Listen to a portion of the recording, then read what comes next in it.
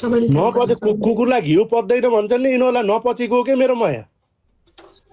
यिनीहरूलाई सधैँ माथि ल्याएर चढाएर लौ लौ लौ लौ गराएर मोडेटर दिएर अब तिमीहरूलाई दिन्छु। अब माइला दाईको लाइभ पनि हेर्न पाउन्न तिमीहरूले, याद राख।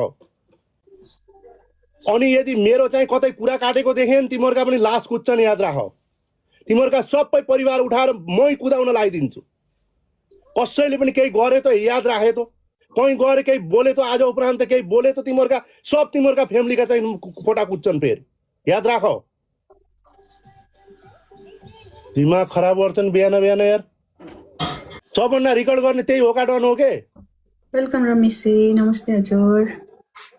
याद राख होका डन, तेरो पनि फोटो छ मसँग, याद राख। धेरै ट्याग ट्याग नगर फेरि, तेरो फोटो पुरा सार्वजनिक गरिदिन नपरोस् फेरि, बुझिस्। नमस्कार हजुर। धेरै ख्यास ख्यास कोही पनि नगरे हुन्छ। तिमीहरूका पनि शङ्ख बज्छन् फेरि, यही लाइभबाट बजाइदिनु नपरोस् फेरि।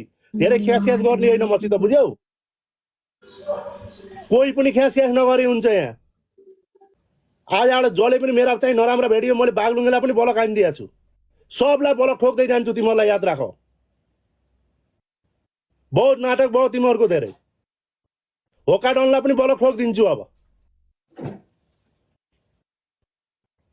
बहुत नाटक भयो। यदि होकाडन त ख्यास ख्यास गरिछस् भन्ने हो नि तेरो सार्वजनिक गरिदिन्छु फोटा, होकाडन याद राख। तैँले मेरा परिवारका लड चाहिँ भिडियो बनाएर हाल्छस् नि, त मासाला दादागिरी देखाएछस् तैँले। मेसेज पठाएछ प्रधानमन्त्रीले चाहिँ मासाला